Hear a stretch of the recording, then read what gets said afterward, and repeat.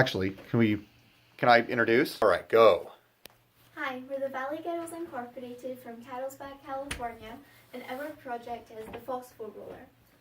Phosphates are the main ingredient found in fertilizer, and because fertilizer is essential for plant growth, farmers tend to overuse this product. Therefore, when it rains, especially in avocado, wheat, grain and rye farms, the runoff that gathers in irrigation ditches and rivers are being polluted by this main substance. Due to the excess amounts of phosphates in the water, APS, a harmful algal toxin, begins to grow, and then builds up in the waterways, killing wildlife around them. A large amount of phosphorus in a body of water can also cause something called eutrophication, which makes plant and algae life plume. The chemicals released by toxic algae can be detrimental to drinking water and harmful to humans, pets, birds and other wildlife. For research, we looked into harmful algal blooms and their effects around the world. In 2005, in Liguria, Italy, more than 200 swimmers and tourists were hospitalized due to a harmful algal bloom coming from the Mediterranean Sea.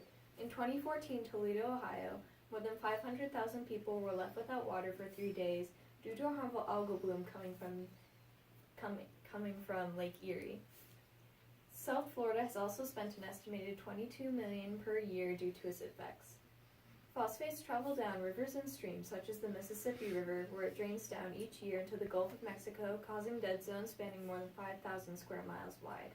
This also affects us locally at the Carlsbad desalination plant, where phosphates and algae impede on the reverse osmosis filters, preventing further filtration of our own water. Over the summer, many of our teammates were traveling to unique places, so we decided to gather data and collect samples to find out what nutrients were polluting our water.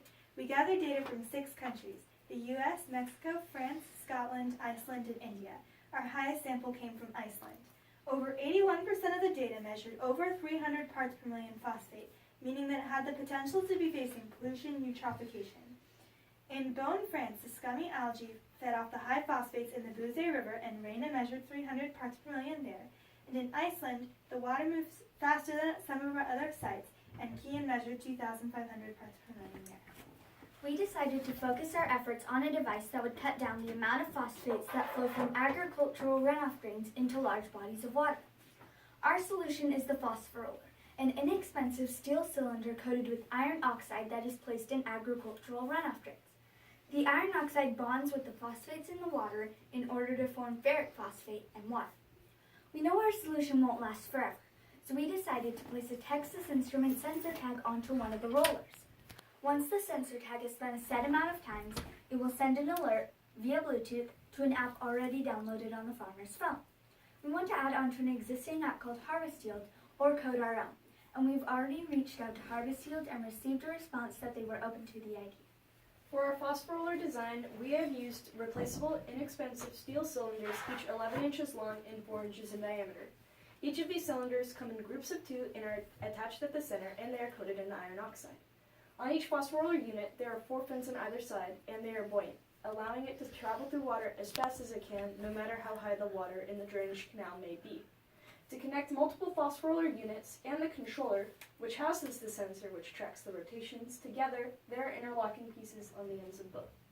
Pertaining to us manufacturing the Phosphoroller and its components, one Phosphoroller kit, which is ideal for a 6-foot drainage canal, and includes 2 Phosphoroller units, the controller, and a steel cable, is approximately $120.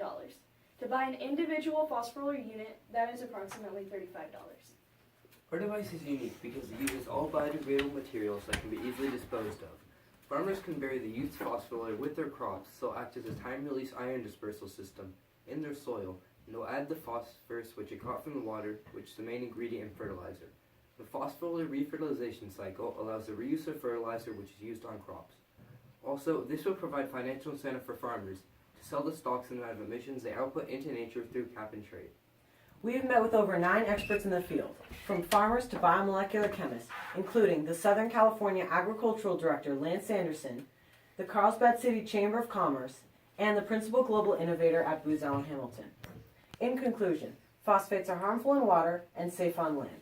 The Phosphoroller is designed in a way in which it will remove phosphates from the water and bring them onto land, thus improving the overall water quality in lakes, rivers, and streams. Thank you. Very good. That was so awesome.